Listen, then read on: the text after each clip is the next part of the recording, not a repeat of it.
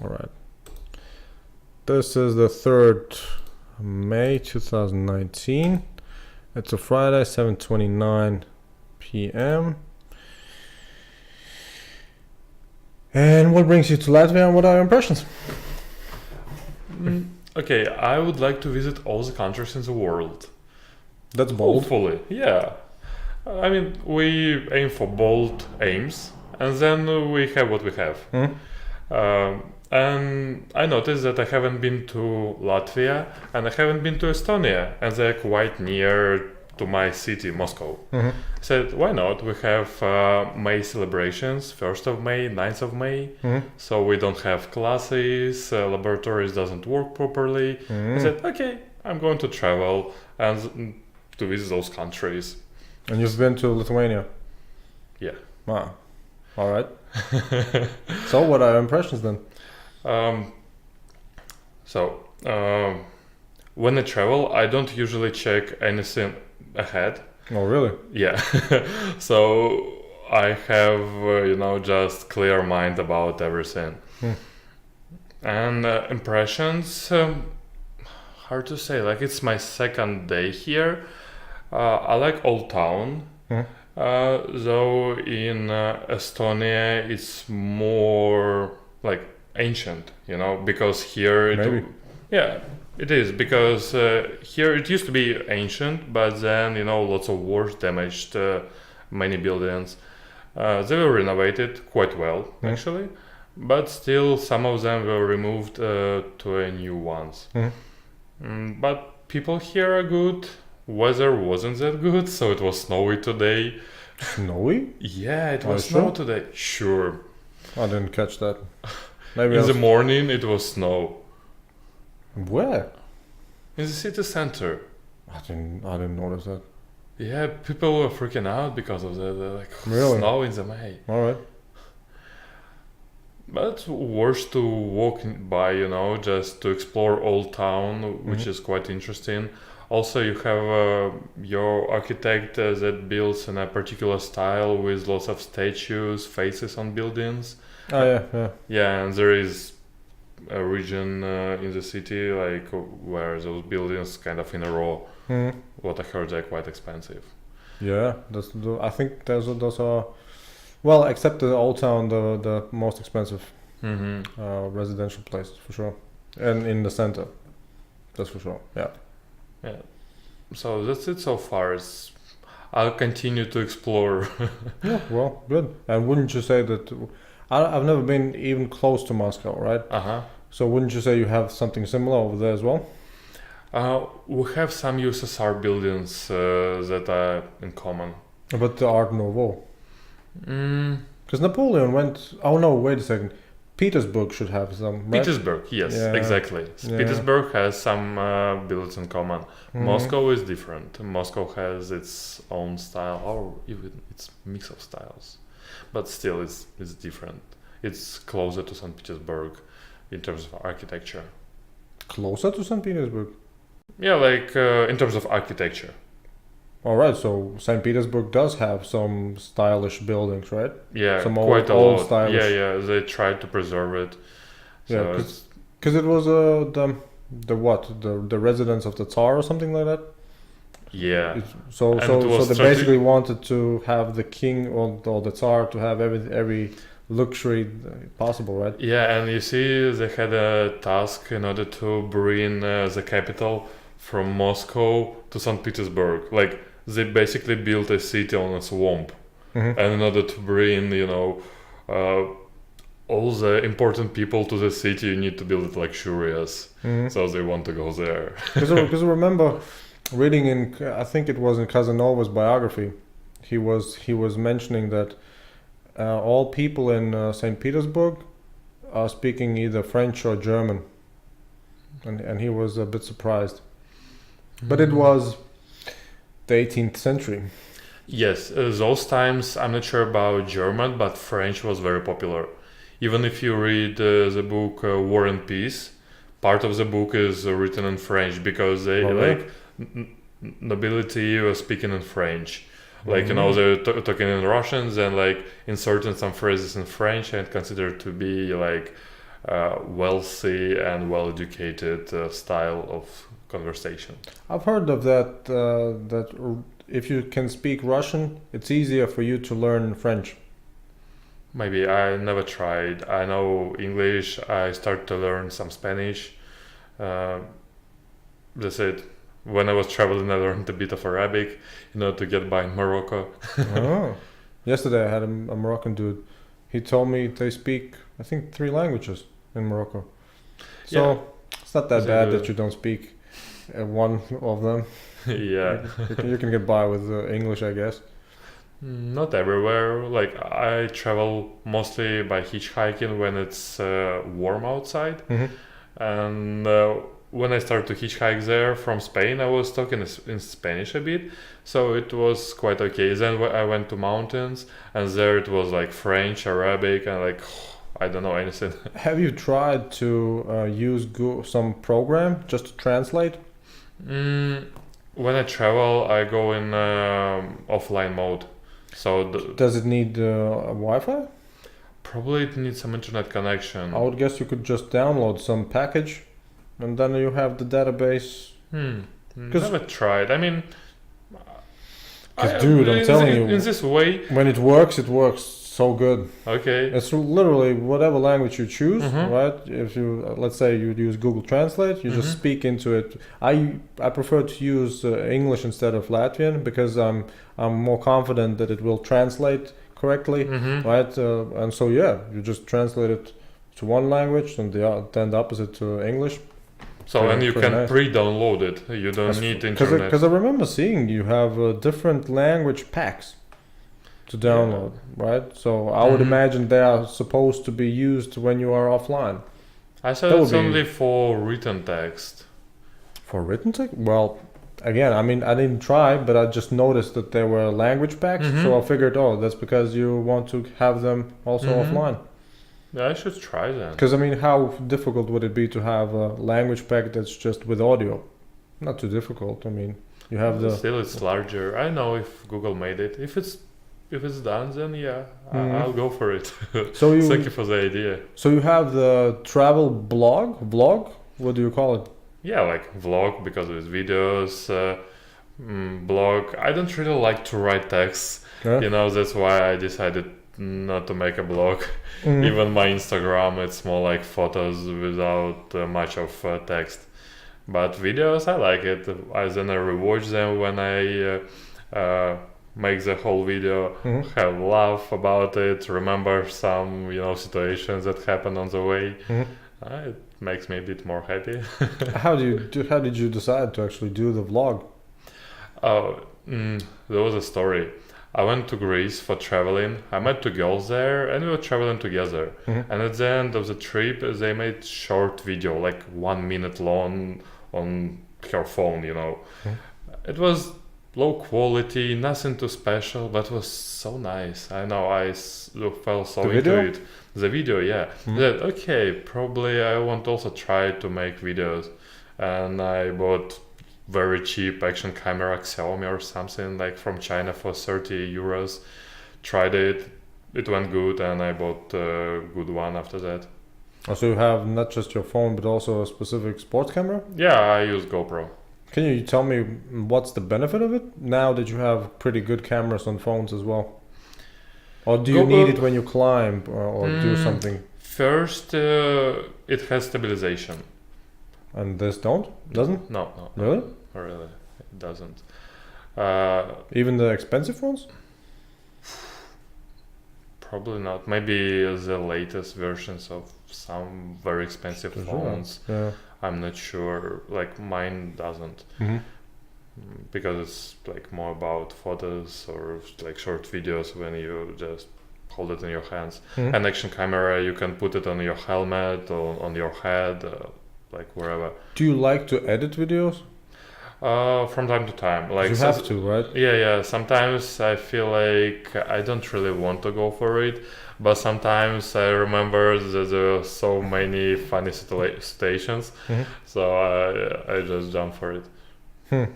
So you mentioned that you want to travel the whole world. How many countries have you visited so far? It's my 32nd country. how do you actually classify how many countries are there? Do you look at United Nations members or something like that? Because there are more. Just Google Maps. I know, I know that borders changing all the time, Yeah. and according to one version, there is That's one what I mean. number of That's what I countries. mean. Yeah. Probably I'm going more for if majority of countries accepted the border, then it's new country for me. If it's accepted by just several, then it's not really. It's more like republic or something or just part of the country that tries to get out. So you've been to Spain? Yeah. And have you been to Catalonia? Yes, I have, but I don't divide Catalonia from Spain. But did they themselves? Now I don't think so, but some people want to, but according to law, they still one country. Well, I mean, that would be the point, right? If somebody wants to be an own country, they just want to sort of make their own country. Yeah. So would you say, and this is for clickbait, would you say you are interested in traveling to India?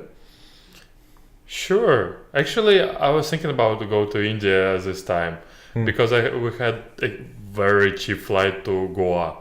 Where is this Goa? Because the girl told me also about Goa. It's on a ocean shore on a. I'm not really good at India, but somewhere in the center on the seashore of India. All right. So when I see the Indian Peninsula, I just look at the center and a bit on the left, on the left shore. If you look at it towards Africa. Towards Africa, exactly. All right. So it's an island? No, it's a continent. No, but the Goa. Goa, I think it's still part of continent, just city or something or region. All right. So what attracts you there? Oh, it not Goa particularly attracts me, but the country. The cheap flight. Yeah, it was very cheap flight. So what is very cheap? It was one way about 50 euros from Moscow. It's almost nothing for such a distance. But the way back was very expensive, so that's why I decided, okay, next time. Do you think that's made on purpose? To get you just a one-way ticket? I think it's just one-way ticket because weather is become more hot, because it's summer there right now, and it's more than 30 degrees Celsius. Yes. And what is it in July? I don't know. According to Wikipedia, April and May are the hottest months, especially May. Yeah. It's summertime there. Well, I would imagine it's always warm. But still, They probably don't know snow. There are some seasons with monsoons, when heavy rain goes without stopping for days and days. Yeah, that's what's it called? The subtropic climate or something like that? Yeah. So anyway, you need to avoid the time to go there, otherwise you're just stuck in a building. Well, it's probably just easy to maneuver, right? Because it's not like the whole of the country is at one moment under some monsoon. I don't know, but locals just recommend to avoid the time for traveling there. Speaking about Indians, and Russia, I think one he was either Indian or Bangladeshi. To them, they're not the same. To me, they are, right? But he was actually living in Russia, and he was doing some construction business because he said that Russia is doing construction like mad. That there are a lot of construction works going on. That they make a lot of buildings, a lot of infrastructure, roads, stuff like that. And so I was a little bit surprised because I think he was from Bangladesh. But he said that after 2 or 3 years, he spoke Russian, right? Which is Well, Wow, it's quite good. yeah, because Russian is a difficult language. I think it's not that tough. I mean, Yeah, for you us, would say so. probably the hardest thing in Russian it's endings of words because Yeah. they change according to situation. But still, What's a synonym for the word butterbrod? sandwich. No, but in Russian. We say the same, butterbrod. No, but why do you have only one word for that? And even that is German. I'm so confused. Because this dish probably came from Germany. That's why Oh man, it's just butter on bread. Because what's the word for butter? Um, Masla. and it's also the word for oil, right? Yes. Yeah. So you have maslo and you have Хлеб. хлеб. So why wouldn't you say just масло хлеб? We also say хлеб. масло с хлебом. Oh, Масло с хлебом. Yeah. so that means That means like butter on bread, like kind of sandwich. oh, all right, yeah, So we Makes use sense. both. good. Now that we have that out of the way, but yeah, I was surprised about the thing that he made business in Russia Mm-hmm. coming from I think it was Bangladesh, right? So how does that? Oh, and you know what other fact about Russia? Mm-hmm. I think a Chinese told me that they are coming. I think he told me they come from China to Russia to buy cheaper products. Maybe. I don't know. Like now, China is quite developed. I mean, it used to be a Come cheap on, country. come No. Like No, really? I get it. Some cities are developed. Yeah, why Yeah. not? Uh-huh. Right? But I could bet you that at least 500 million people Mm-hmm. live like peasants in the Middle Ages. The same in Russia. I don't know, because Russia is a big place, but not very densely populated, right? Yeah, like we have big cities that are quite developed, like Moscow, St. Petersburg, also like Mhm. seashore region near the Black Sea, because it's like a tourism area. But other places they're just getting by and not so modern. But what do you need to live in a rural place in Russia? You need probably railway, right? Because Probably, yeah. Because If you need to long distance to go travel somewhere, is yeah. better by train, and you need well, food. Probably people still grow their own food, right? yeah, What? all of them. In villages, in small cities, they do. Yeah. Otherwise, it's very hard for them to get by, especially in villages. Like they have their own products, they change between like their neighbors, and their salaries very low. Like in some regions, it could be 100 euros per month. How can you buy food for that? Like you grow. And if you have money, you probably don't have some shop to go and buy, right? Yeah, they have like some shops for groceries, for some necessary stuff Mhm. in each village. Yeah, or at least they're gonna be a car that brings products once in a while. Yeah, that I've heard. Yeah, we have that in Latvia also. Hmm. But it's so. Look, I would say, because I've heard it about Russian programmers, right? Because they are quite good at working from Russia for foreign companies. Because they say they are qualified, Mm-hmm. right? And but compared to, let's say, German or English or American programmers, they are more affordable. Mm-hmm. So outsourcing is big when it comes to the IT sector in Russia. So I would imagine, why wouldn't just they make all the rules now? Just IT people doing Like rules about what? about the economy. Just all right. We know how to make money, right? We see what's profitable. Mm-hmm. So let's just. Do you have a startup scene? In the sense that some Yeah, we do. Sure, we have some startup projects. We have some companies that develop startups. in Moscow. It's a company that develops companies. Kinda like we have. It could be like it's platform. Let's say like. Oh, so like an incubator. Kinda, yeah. All right. Yeah. So any major things I should be aware of? I'm not sure. Like there are sure some interesting projects, and some of them are It's working. usually always 3D printers or something like that, right? Everybody has 3D printers. For example, there's a company in Russia that makes lasers, and Alright. it contributes to the whole Europe, to the United States, and it like majority of lasers that are from other countries, Do you like mean the ones? exported. You mean the ones that are meant for some pointing, or the For- ones who are For meant to- laboratories, for research, maybe some military. I'm not sure so the about ones who are meant to kill James Bond, those types, that. those dangerous ones? Maybe. I mean, it's not that hard to create them, probably. Because I've heard that they wanted to use lasers for teleporting. Was it correct? I know, like teleporting is still in developing mode, and it's not only in Russia, and it's much more complicated than just lasers. It's Yeah. quantum physics on a more deep level, way deep level. Yeah. How did you get into physics?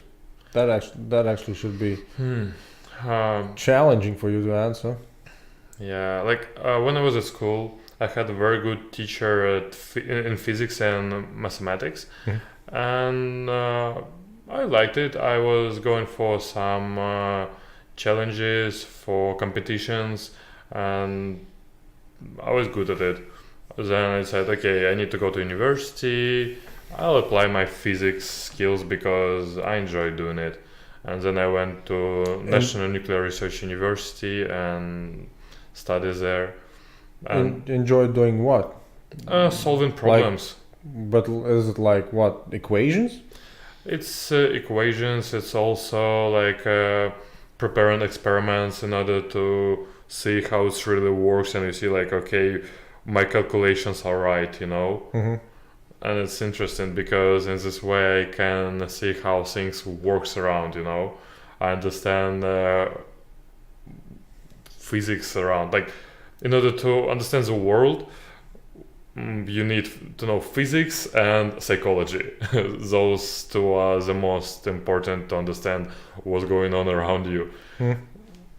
So what is your main focus in your research right now? Biophysics. I developed new methods of treating and diagnostics of oncology. Specifically for a particular type of cancer, or just? Not like in my master work, it was for specific cancer, for bile ducts. It was photodynamic therapy and diagnostics. And now it's more complex. It could be almost for any, I guess. But like at least for many organs, yeah. It's optoacoustics and nanoparticles. So what would that mean? You It- basically Mm-hmm.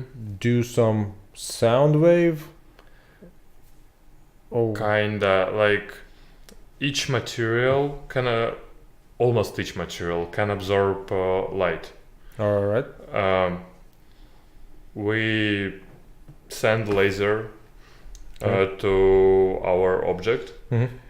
It absorbs it. Okay. Then it expands because it's become warmer. You know, when something is warm, it expands. But only the part which the laser is on, right? Yes, the part which laser is on, and the part that absorbs the laser. Mm-hmm. Because depending on the type of tissue, it absorbs better or worse. And it depends on wavelengths of the laser. So then it expands and shrinks. When it shrinks, When does it shrink? when it give acoustic wave, you know, like it. Wait a second. You point the laser it expands. No, not laser expands, tissue expands. Yeah, the tissue, the aim. Because it of gets the- energy, it expands, All right, it and expands. then it shrinks because But you still point the laser. it's pulses. It's Ah. not continuous. So if you would just make a constant, it would be just expand.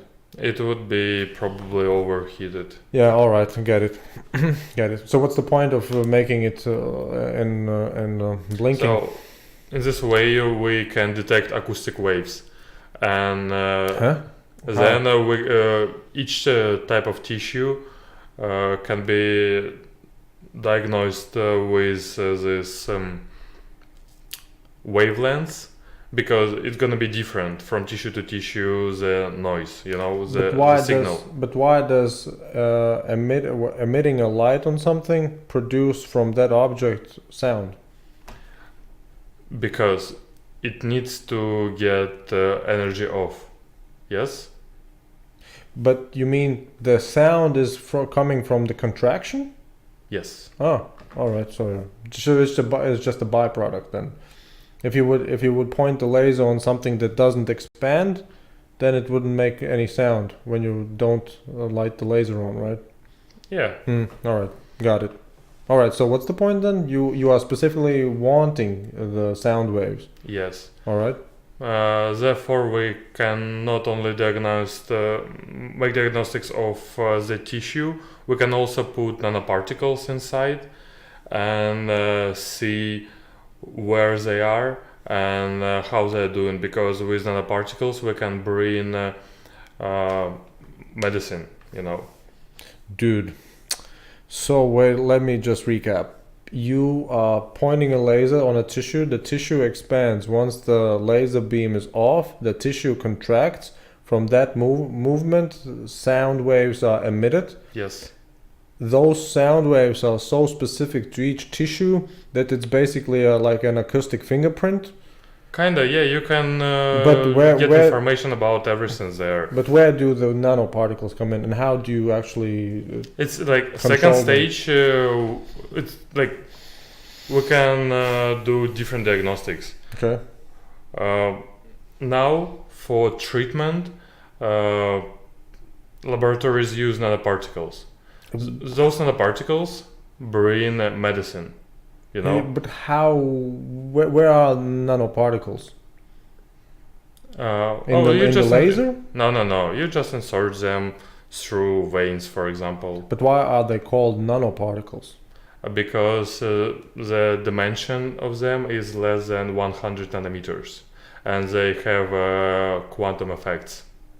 So the basic idea is to have some type of medicine that's each atom, I guess, each molecule is so small that it just flows inside the tissues, that it permeates every cell.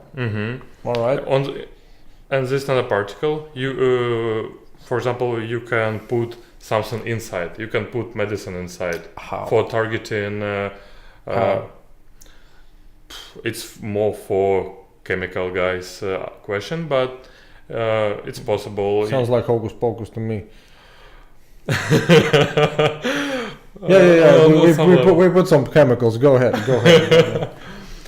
Like some type of materials, they are porous. You can they have lots of holes inside. All right. So you can load those holes with what you want. So I would imagine you just have two different size molecules, and you just throw the smaller ones in the bigger ones. The bigger ones, yeah. And the bigger ones are still so small that they can be used as the nanoparticles, I guess. All right. Yeah, and so what's the medicine? It depends on what you want to load. So there are lots of medicine right now that they're testing and using.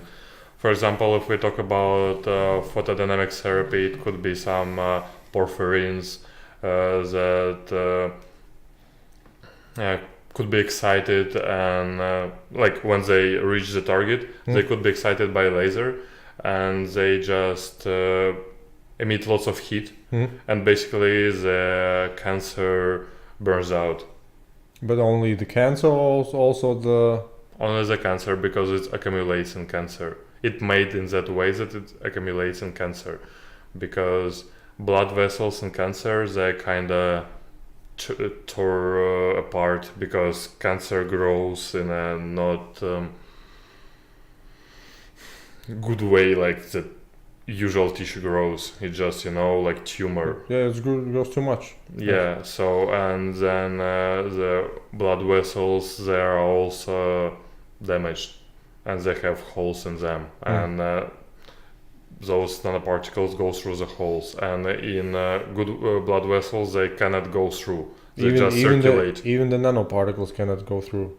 You Those. choose the proper size nanoparticles. So wait a second. You can actually determine how big or how small. I mean, it's But wouldn't it be possible to just, let's say, if you have this size particle, you can load it with such a type of medicine. But if you have such a type of such a size of molecule, you can only put it with another type of medicine. But you cannot put this one.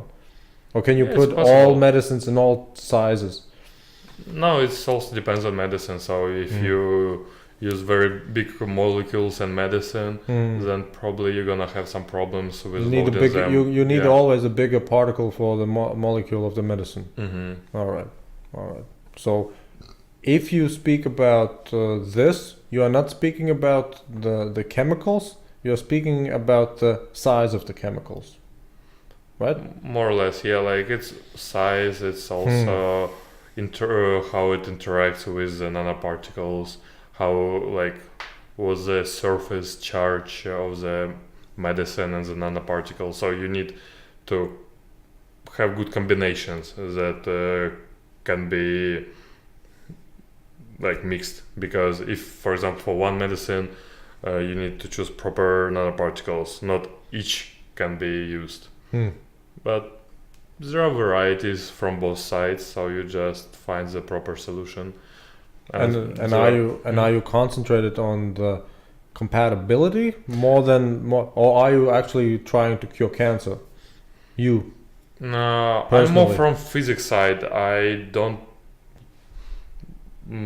do much chemicals, I work with nanoparticles, but I am more into optoacoustics, how in diagnostics. But also, all in all, I need to work with chemicals in order to measure them inside, and know how they interact and which wavelengths I need to choose to excite them. Is optoacoustics specifically designed for therapeutic purposes, or does it have many applications? It's for therapeutics and diagnostics. It sounds quite limiting, doesn't it? It's one of the best what we have so far. Sure, everything has a limit, So why were you interested in particularly optoacoustics? Because it has it could be used for many purposes, all in all, like for many organs.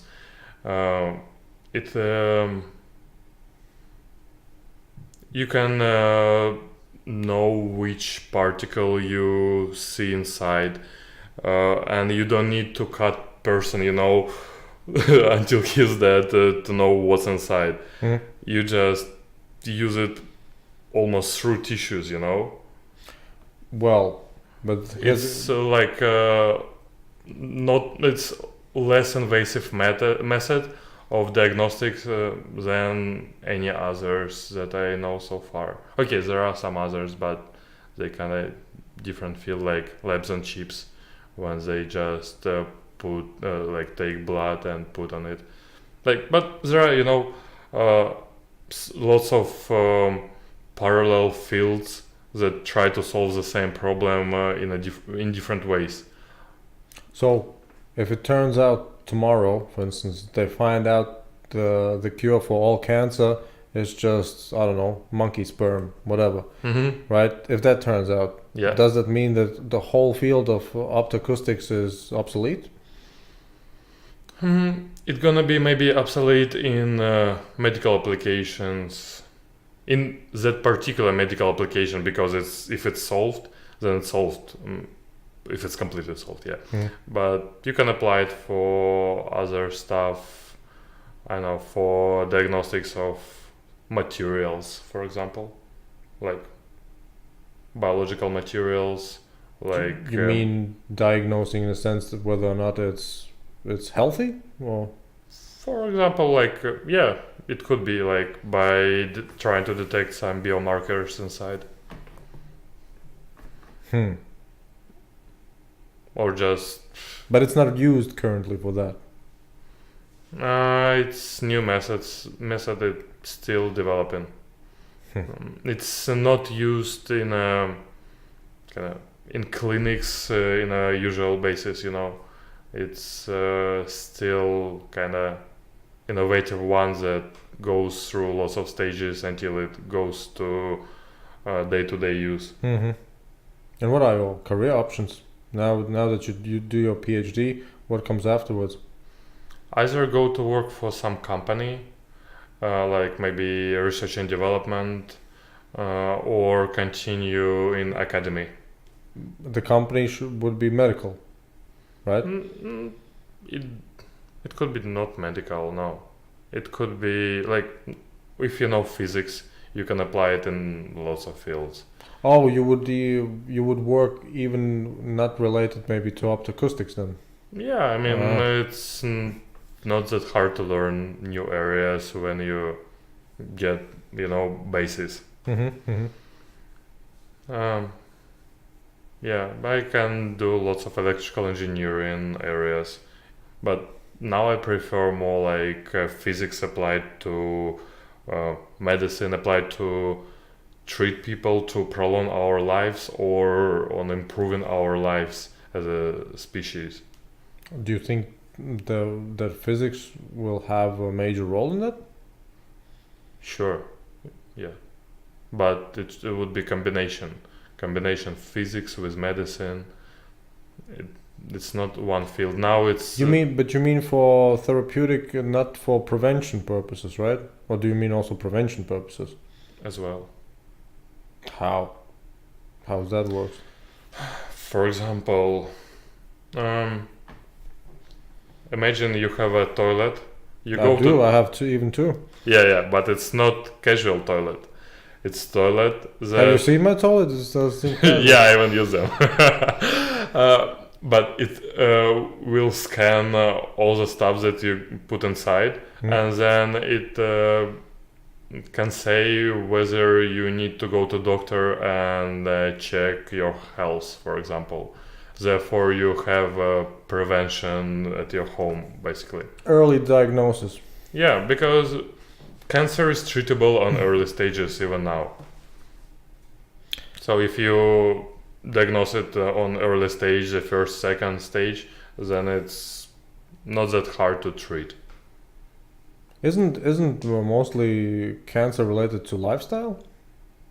In the sense that the prevention would be to, let's say, live more healthier, eat more healthy food. Sure it is, but not fully. Like, if you eat healthy food, if you do sports, it doesn't mean that 100% you're not gonna have any problems with that issue. However, it will reduce the risk significantly. Because there is probably for every cancer type at least one cause, right? At least one cause. Let's say for a cancer in a specific area, there has to be some type of, I don't know, not impulse, but something that sort of brings the cancer forth. Basically, cancer develops when DNA, separates and it grows the second part, and then it could be made with mistakes. And then you have another basically molecule inside you that reproduce itself. You have tumor, and then it could become a cancer. Is that mutation? It's mutation. Yeah, is that mutation understood? Because if for instance, the causative effect is just the one who actually brings about the mutation, then it would be still the causative effect for the mutation, even still. As to my knowledge, so far it's considered to be just kinda error, Random? like coding error, Like random?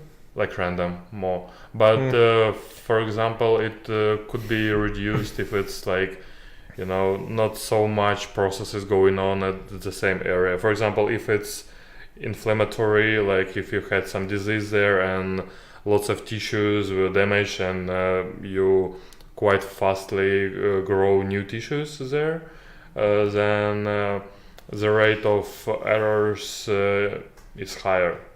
So if your body in a good condition and shape, then you don't need to deal with such big areas of problems in your body where it should be separate, when you develop new tissues inside yourself so rapidly. So it sounds still that let's say in one area, the amount of free radicals would determine whether or not the mutation occurs, because probably there has to be some threshold.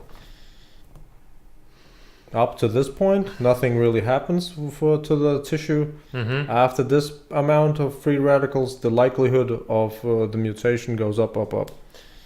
Yes, but it's more about probability. You can that's what I mean. you can lower probability, but then it's at one point, never zero. Yeah, but at one point there should be 100%, right? There has to be some point where it says, yeah, if this happens, if that amount occurs, definitely, right? Who knows? I think like our body is still, like, after millions of years of evolution, we're still quite good at repairing ourselves. But what about some nuclear radiation? It's probably almost guaranteed, right? Yeah, because we didn't deal with radiation so much before, only with like you mean more or less permanent dose from sun and the ground. You mean evolutionary? We don't have evolutionary capacity. Yeah. And now it's the level of radiation is higher on average, especially like not in every places, but as you mentioned, like I know Chernobyl or something like that. So would you say that, I don't know, in 1 million years maybe we'll eat just uranium sticks for breakfast because we're so adaptive? Don't think so. Like now it's so a major uranium problem cereal with uranium milk. Firstly, we don't need to eat that stuff because we don't digest it. Secondly, now it's a major problem. For example, we don't digest it yet. Who knows? Yeah, like in a long term, who knows how we develop our bodies, what evolution will make out of us and we ourselves. Like now, there are some guys who actually succeeded in changing DNA, and basically you can grow a superhuman.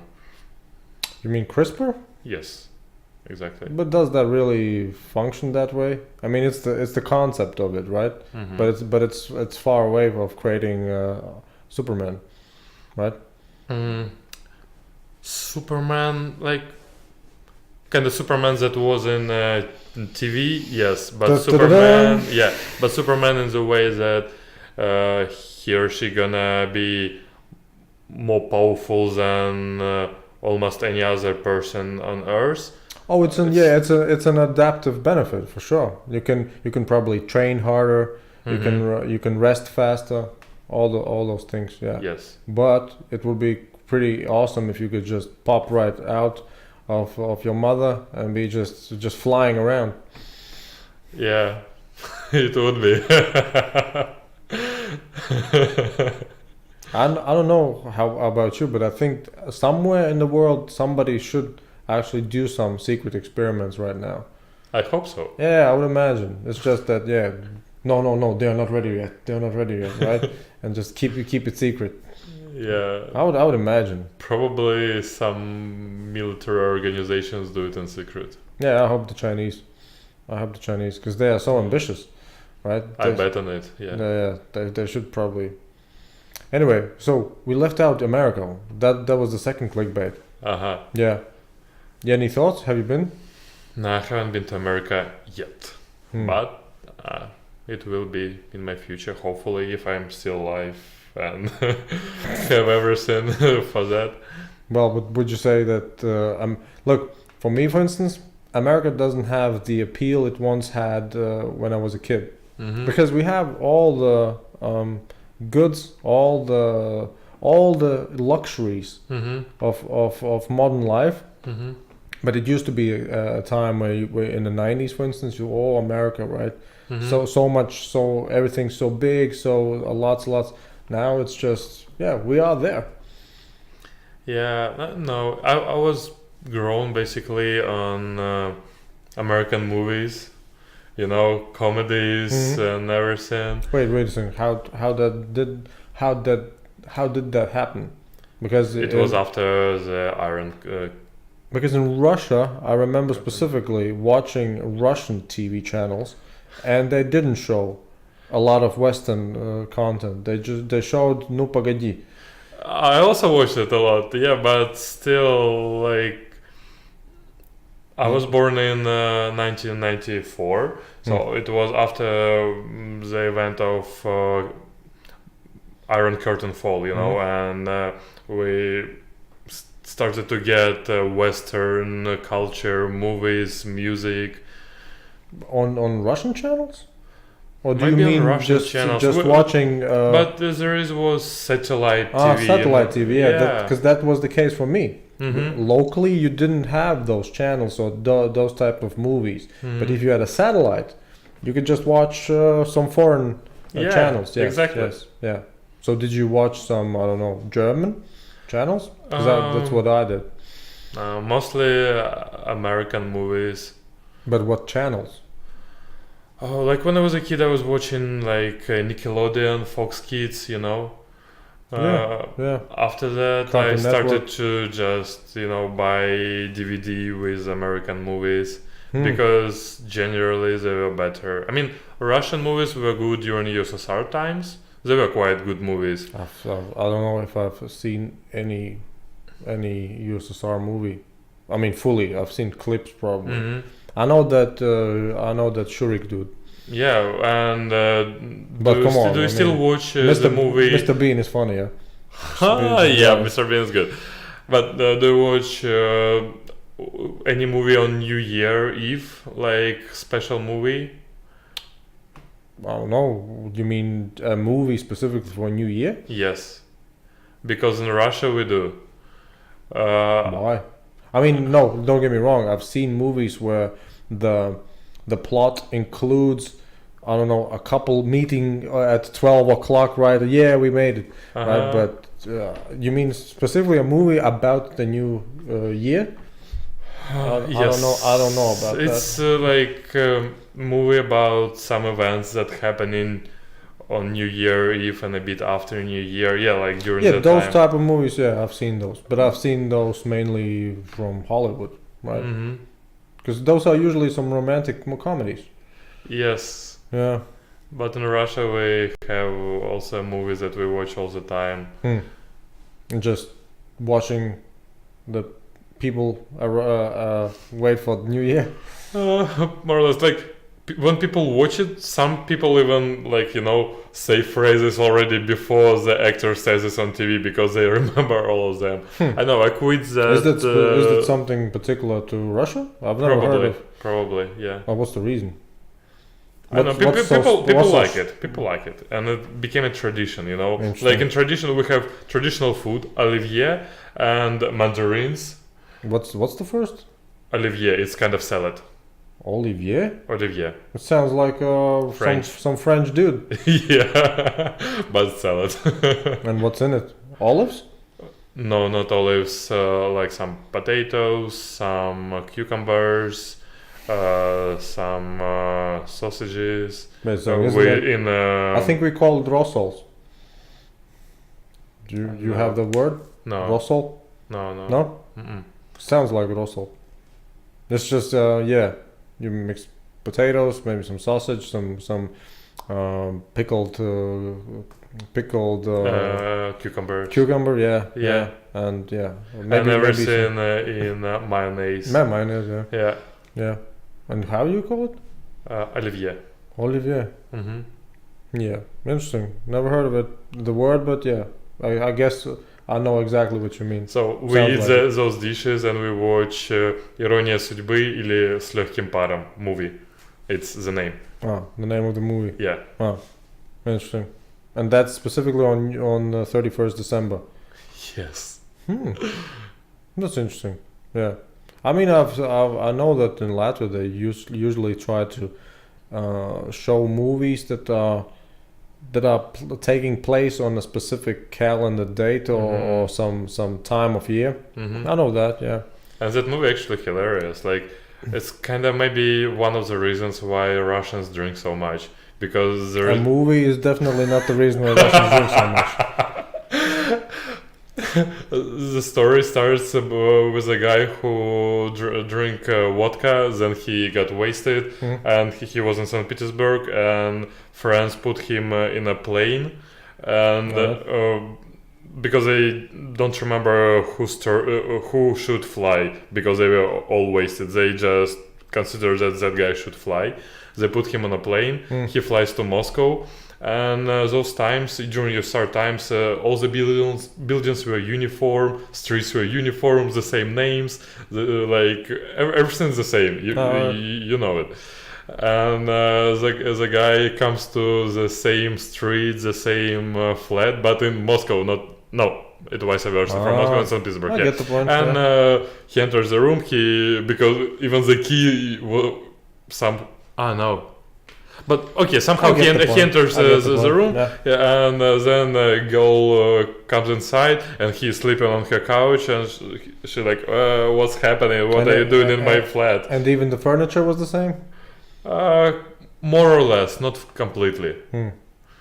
I get it. So, but that's the whole film? Just somebody walking into a wrong flat? Kinda, and then they start to argue, they fall in love. And lots of really hilarious moments happen. You know what the most interesting, at least recently, the most interesting film I've seen, and I think it was, if I remember correctly, it was Russian of sorts. It was now I missed the name. Hardcore Henry. I think it was Hardcore Henry. I haven't watched it. Let me check it. It was pretty interesting. I think it was Hardcore Henry.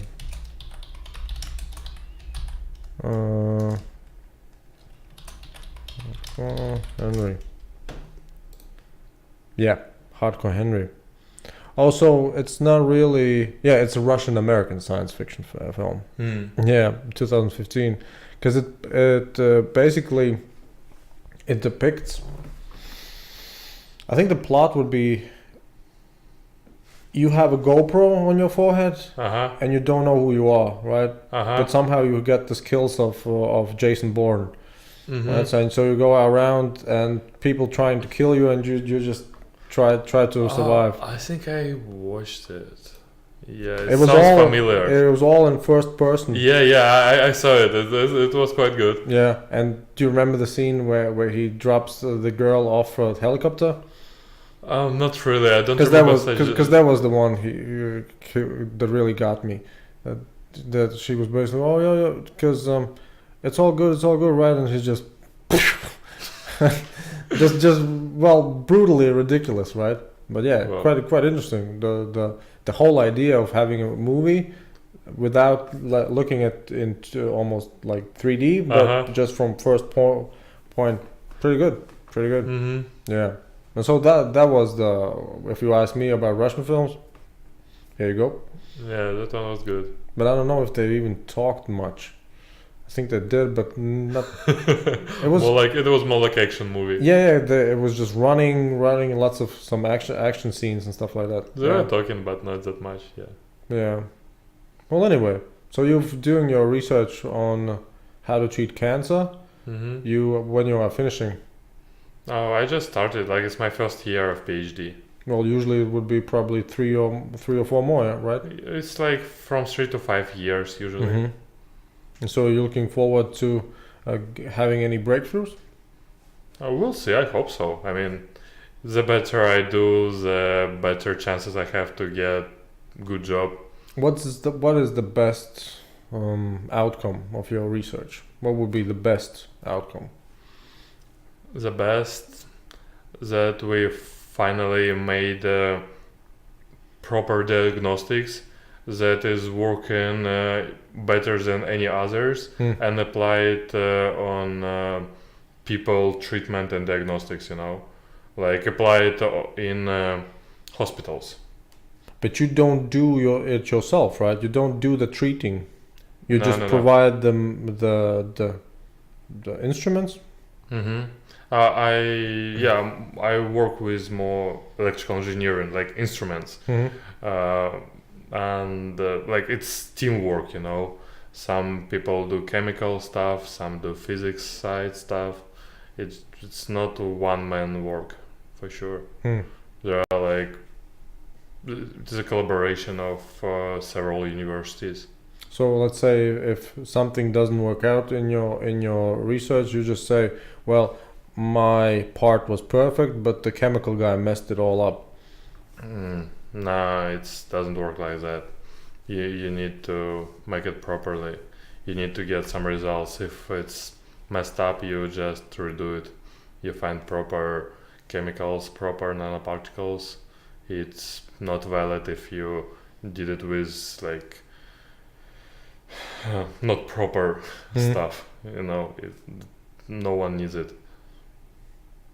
Did we leave anything out for the clickbaits? I think no, right? We talked about a little bit about India. India, you have some. You have the intention of maybe going to Goa, if you catch another cheap flight. What was it we were talking about America, that you might go one day. Yeah, right? About influence of American movies specifically. And that you saw American movies. Do you still watch them? Sure, I do. So what is the recent Isn't one? Netflix American? Yeah. So, Game of Thrones. Come on. Isn't Game of Thrones HBO? Is it? I think so. I think Okay. HBO has Game of Thrones, Netflix has Narcos, and Black Mirror also Netflix. that as well. Big Mirror was good. And I mean they have those specific, because there's a channel called Showtime, and they have some particular popular series. Yeah, and I don't know how that stuff works. It just seems to me that they should just be in one place. And I'm surprised why YouTube hasn't just taken over. Just generally, just start to create 'cause movies by itself, because YouTube has another idea. It's like you have the same. You are a content creator, right? I don't remember where, but somewhere along the lines, either uploading or I don't know how, they showed what the YouTube network has become, and it was almost, I don't know, some 10 different things. It was YouTube Red for some premium content. It was YouTube Games for video game streaming, and different topics. So it seems to me that they are actually prepared to take over. Who knows? Yeah. But you have in Russia an equivalent, well, sort of an equivalent to Netflix, right? Megogo. What? Megogo. I don't know this one. Really? I think they are from Russia. Megogo.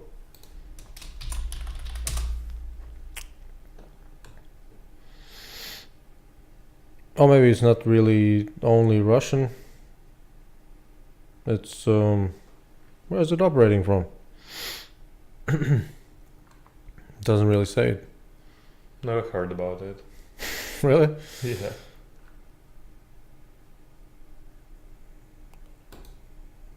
So you can probably read. No, it doesn't show anything. Either way. So yeah, look.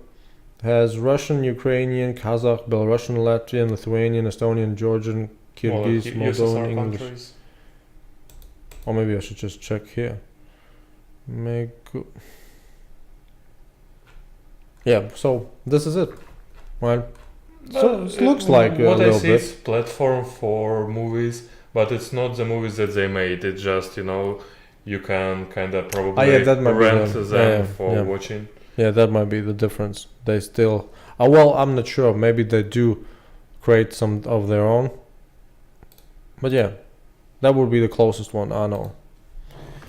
But you say you never heard of it, so I guess it's not that popular.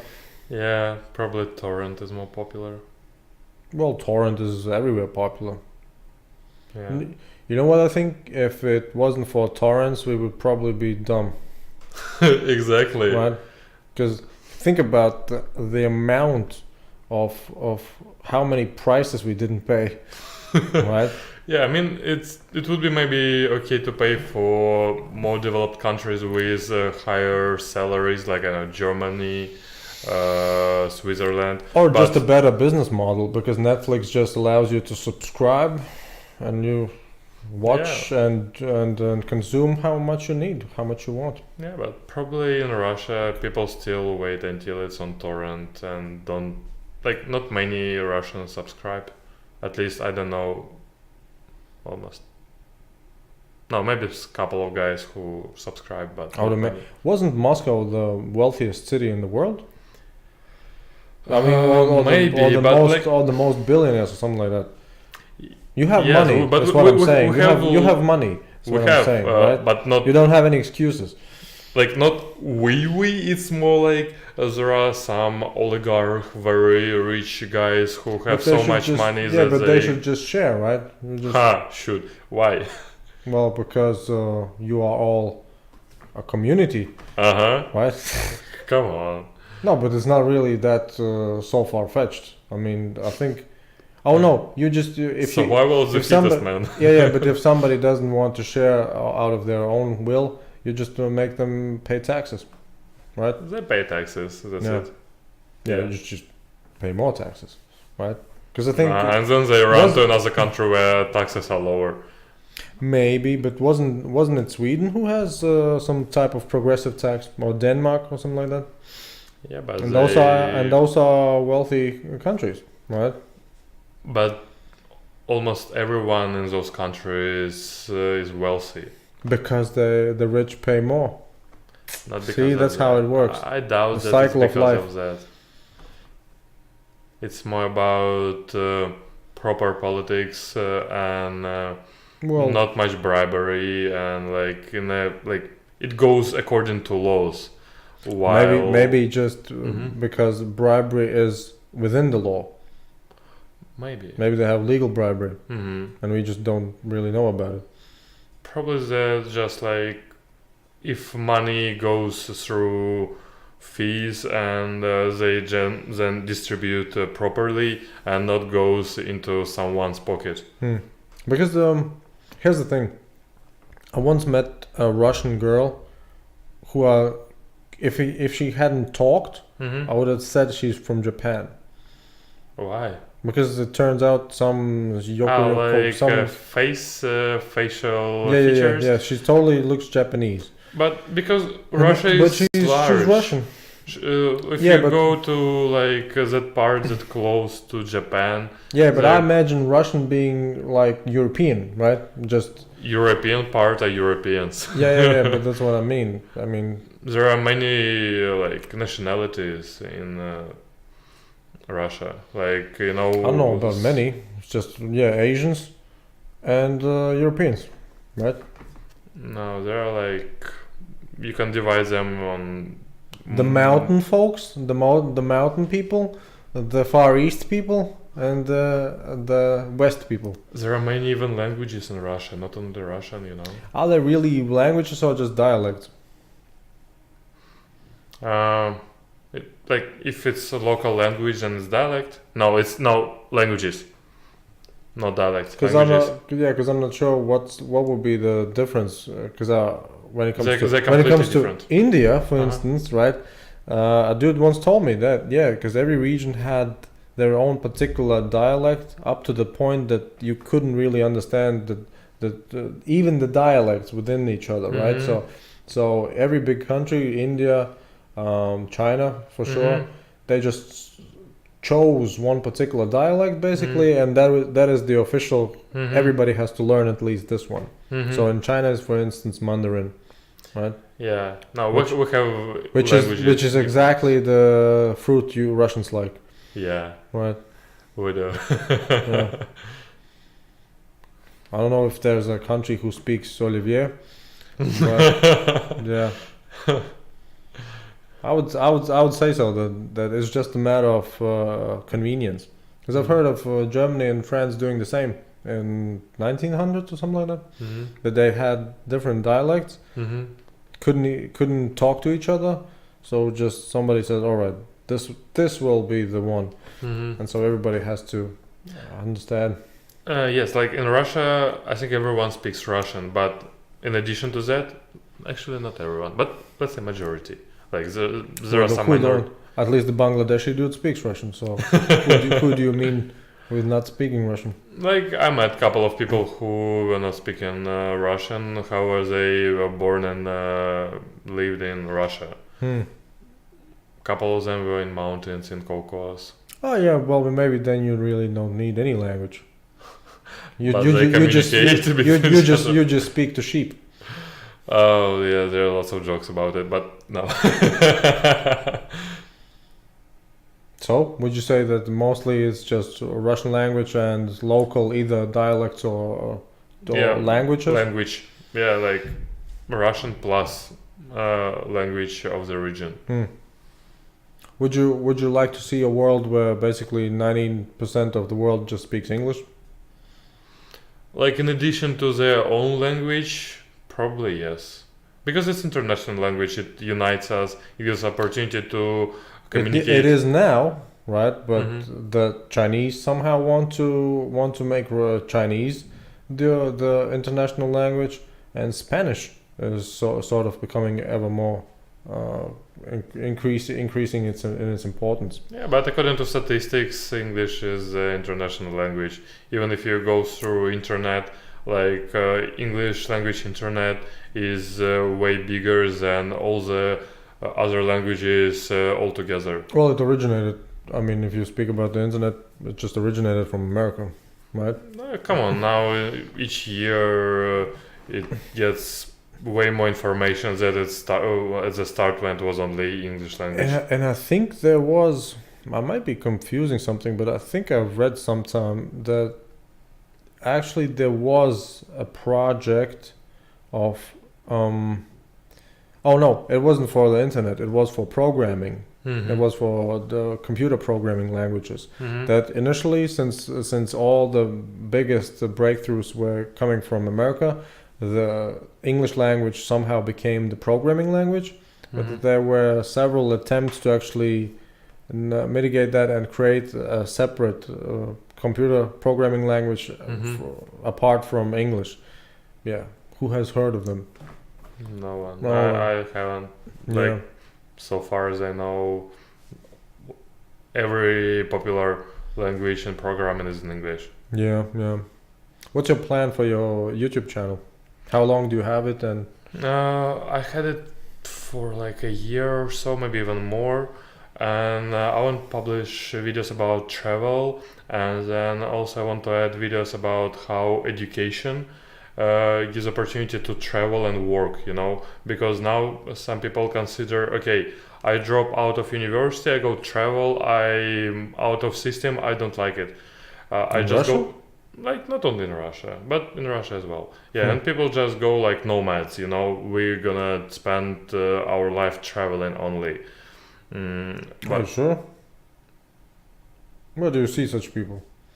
There are even some communities on Facebook where people just traveling, they don't have any specific jobs. They stop somewhere to get some money, just doing some, I don't know, like doing what they can in some hostel or something, where they earn some money. And how are they called? Nomads. Nomads? Yeah. Alright. I need to check them. So, yeah. I know of nomads as in some Sahara desert, right? Yeah. I saw them. I was in Sahara in January. And I want to show how education gives opportunity to travel and work at the same time. For example, recently I was in Saudi Arabia. I was there for 4 months. I was working and traveling there, and they even paid me. What did you work there? I was doing some lab on chip for diagnostics of blood. What? Blood diagnostics. You? Yeah. Wait a second. How do you transfer from having to cure cancer with some lasers to going and sucking blood? It's called microfluidics. They had very good opportunity to make very clean chips. They have clean room where you can so many opportunities there actually. And not many universities has such a level of equipment. it was related to the university. Yeah, I was working at a local university there. How much did you get paid in Saudi Arabia? $1,000 per month. That's That's a lot. No, that's Saudi Arabia, man. Come on, they have flying cars or something like that. $1,000 not enough. Oh, come on, they paid everything for me. Like it was very good opportunity. So what did you see in Saudi Arabia? I went to Abha, to mountains near Yemen. They have a conflict with Yemen, right? Yes, it was maybe a bit dangerous to go there. It was okay. We survived. So do you feel a little bit bummed out that you have to go to such a sort of normal country when you come from Saudi Arabia? Because I think they have really futuristic stuff over there, right? They have self-driving taxis. Probably right? you.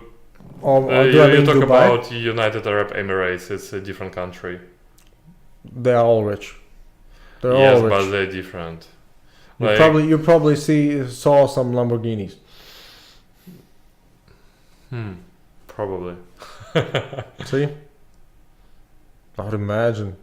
So Saudi Arabia was for you 4 months or sort of apprenticeship or just it was like kind of summer school, and they offered to stay a bit more to conduct some research. So I stayed. Yeah, that's interesting. Would you go back? Who knows? Maybe it's possible. Yeah, that sounds quite interesting, to be honest. Saudi Arabia, because I think it's sort of quite an interesting mix. You have 21st century technology and probably some 15th century Islamic law all over. Yeah, but United Arab Emirates has more modern equipment and cars and everything. Saudi Arabia, still you can see old cars, old buildings. It's not that modern. Did you go to some public execution? No, they don't do it anymore. Don't BS me. They do public executions. Haven't seen any. I would like to. Yeah, that's what I mean. I mean, if you are there, I wouldn't like to participate, being the one who been executed, but I would like to see it. Yeah. That's what I mean. As far as I remember, what's the organization called? Amnesty International. Yeah, I think every year they complain about Saudi Arabia and some other countries for having those public executions. And China, for instance, for having the death penalty, and stuff like that. But I think Russia has also the death penalty. No, I don't think so. No, not anymore. Probably. No. I don't think so. Yeah, but maybe you just have the. Maybe you switched to the. What's it called? Life sentence. Yes, yes. Maybe that. Anyway, so yeah, we talked about Arabs, we talked about Indians, we talked about a little bit about America. Do you have anything that you would be concerned about? Let's say now it's 2019. Do you think the overall picture is bright or dim? Like, it's never bright or dim. It's the way how you see it. It has both sides always. It just you choose on which you concentrate. I try to concentrate on bright one, but I'm quite aware of the dim one. Like, in perspective, you probably watched movie Terminator. Like, it's quite possible outcome of our actions when computers gonna take control. Why do you think that? Come on, like now programs can do way more than we do. Yeah, but they are still programs. I mean, they are programmed, right? They don't program themselves. Do they? I think Google tried a project when the program was programming itself. At some point, they even had difficulties with switch it off. It was the dude who was, I think, running. There was a problem he was running, and it wasn't that it started to have a life on its own. It was that they had a sort of either it was some type of correction or something like that. But yeah, they couldn't get the commands in.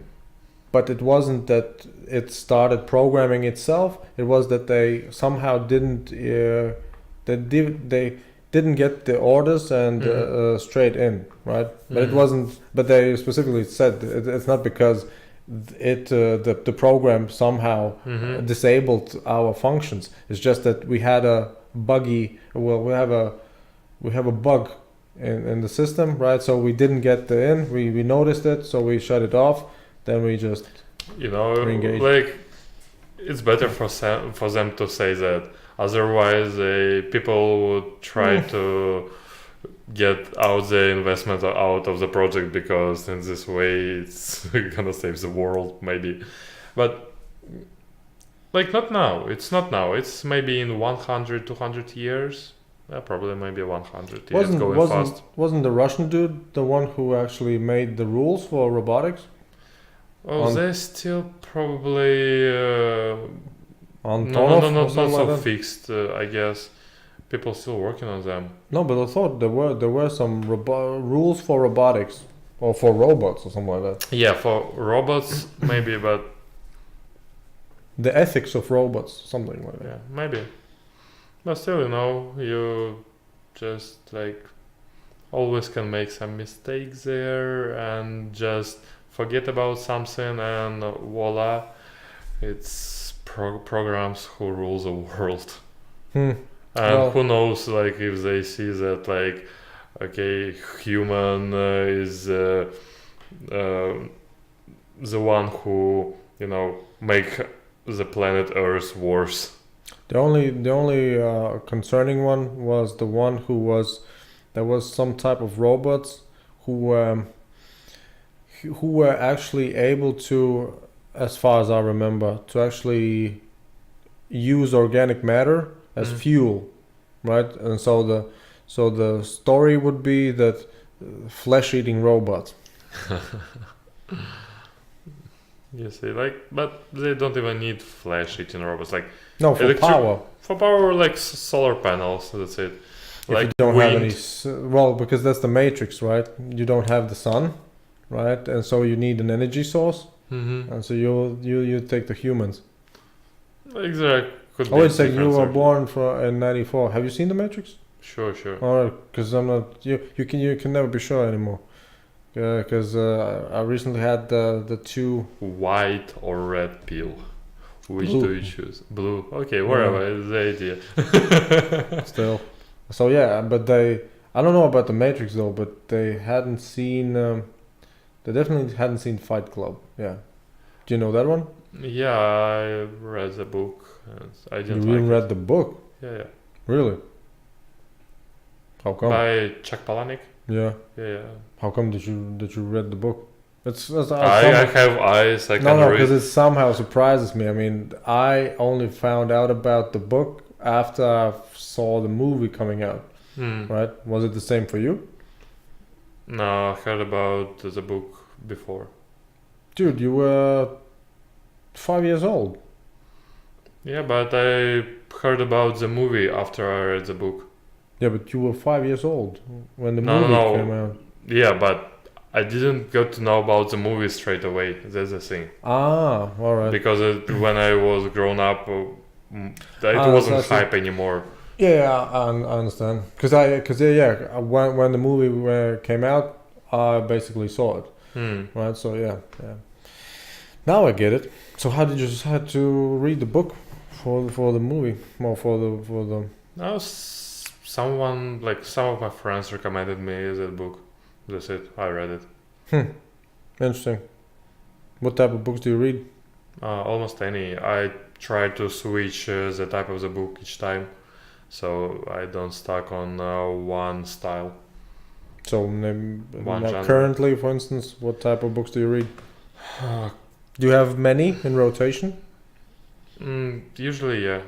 Like what I read now. Like now I'm traveling, I don't read, but at home. Wait a second, you read physical books or you read electronically?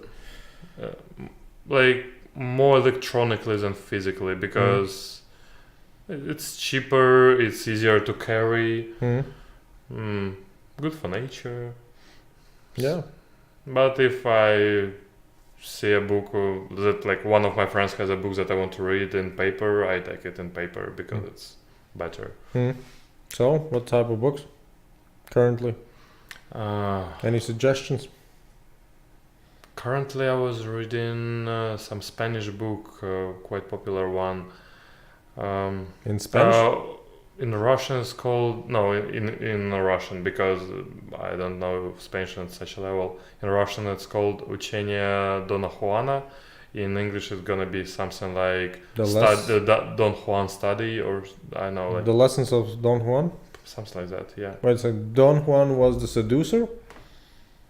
Not seducer. He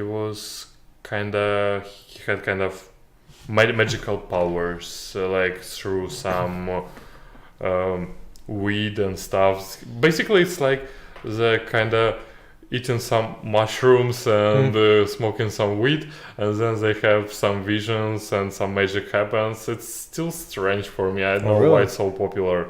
Somehow I thought that he was almost like Casanova. No, it's a different book. No, but Don Juan was a real person? I don't know. No, it's not documentary. It's like mystery, adventure, like that. Oh, alright.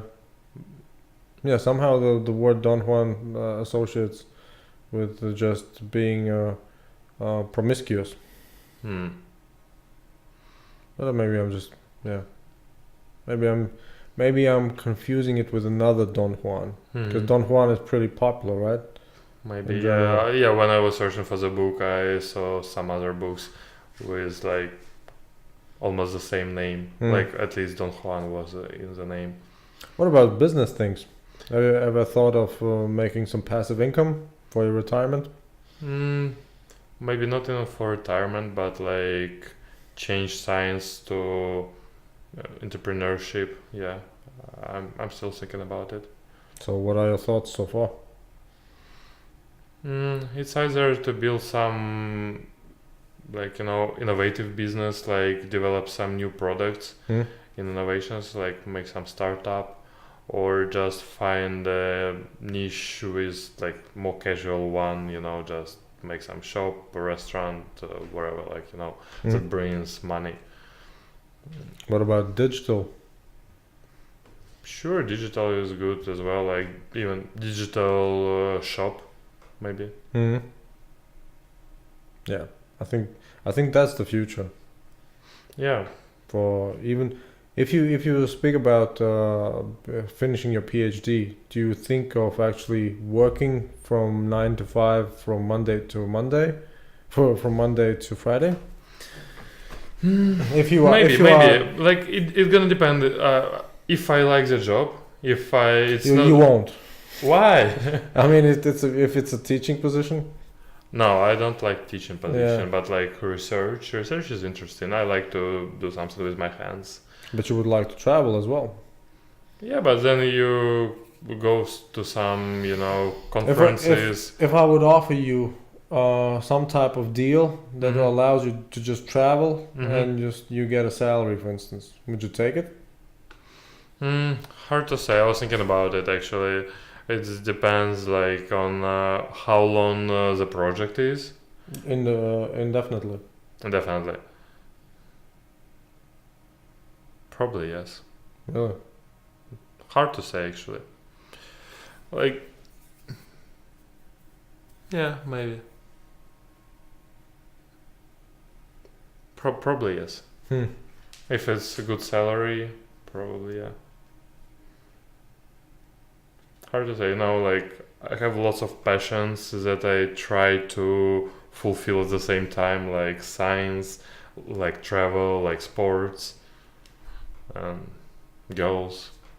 So you need everything to remember about each side and somehow like jungle with them. So would you say that traveling is now, if you have free time, traveling is one of the main priorities? Yeah. I'd rather say like, yeah. So like, if sports and traveling, yeah. And so now I could actually, if I have your Instagram name, I could actually see where you are traveling. Or are there places that you don't publish?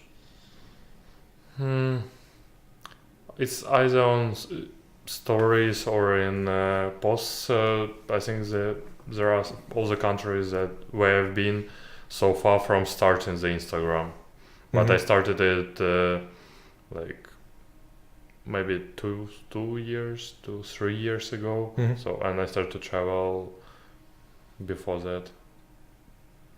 So everything is on Instagram? Yeah, since the start, since my account started on Instagram, from then, yes. So I should just probably follow you there, right? Yeah, go ahead. What is your plan next? Where do you go after Latvia? Probably I'll go home. I have a ticket for VIP zone for the 9th of May celebration on the Red Square in Moscow. What does that mean? That you can stand somewhere near the parade? Is that parade? On the Red Square. Dude, sounds boring, to be honest. I've never been there, and I got for a good reason. It's not interesting. I mean, it's a military parade, right? Yeah. Yeah. But they say it's quite interesting. Like it's. Hey, you have the VIP ticket. Go ahead, find out. Yeah, I got it for free, so. I wonder why you got it for free. Why is it called VIP though? Because I don't Will know. you get some food? That would be something. Yeah, that would be, but I doubt that. That's Probably a good deal. just a good place from where you can properly see the whole parade. Yeah. All right. Then and that is in 3 days. 6 days, right? Yeah. 6 days. All right. Take some snapshots, I guess, on Instagram. Make some. What's it called? Instagram stories. Instagram stories. But they do get deleted, right? Instagram stories. Do what? They get deleted after. But you can add them on highlights, then they stay in your profile. All right. But the video we made, that is just staying, right? Probably. Yeah. You haven't added to highlights, then yeah. I don't know if I added to highlights. If you don't know, then you didn't. All right. And when should I check if it's still on there? After a day? After 24 hours, it's deleted. If you put it on highlights, it's kind of folder of your stories, All right. I'll check afterwards. I'll check after the podcast. Maybe Because I thought it would be more useful to just use videos on Instagram as well. Mm-hmm. Because maybe it's just more convenient. But if I have to highlight, I don't know about that. Anyway, it's been 1.5 hours, dude. Any other final thoughts? It's nice that you invited me through Couchsurfing here and give me opportunity to meet you and your project. And I enjoy time here in Riga. So thank you a lot for that. Well, thank you as well. I mean, my pleasure. So, all right, that will be it, folks. Right? Yeah. All right. Thank you. Thank you.